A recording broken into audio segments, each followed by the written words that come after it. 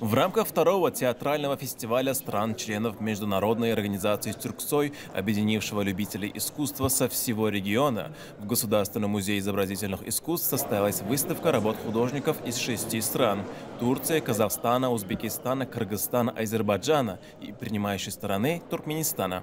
Экспозиция, ставшая настоящим праздником для ценителей живописи, представила широкий спектр стилей и техник, от классического реализма до смелых экспериментов с абстракцией. Каждая картина – это уникальное видение мира глазами талантливых художников, отражающее богатую культурную палитру тюркского мира. Особое внимание посетителей привлекли портреты великого туркменского поэта Махтумкули, созданные казахскими мастерами Умирбеком Джуманиязовым и Тургуном Абдурахмановым. Их работы стали данью уважения выдающемуся поэту и философу, чье творение продолжает вдохновлять людей во всем мире. Узбекский художник Алишер Хамдамов посвятил свои полотна легендарному шелковому пути, оживив на холсте образы древних караванов и торговых городов.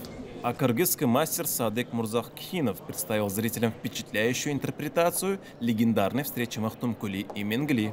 Две инсталляции турецкого художника Кии Гульвели, вдохновленные древними легендами о драконах, стали настоящей сенсацией выставки. Яркие образы мифических существ, созданные с помощью современных материалов и технологий, произвели неизгладимое впечатление на всех, кто их увидел. Для нас очень важно, что именно биеннале началось именно в Туркменистане, который для нас это очень бесценный город, и Туркменистан имеет огромное наследие. Весь спектр духовности и культура и наследие Туркменистана отражена в этих картинах.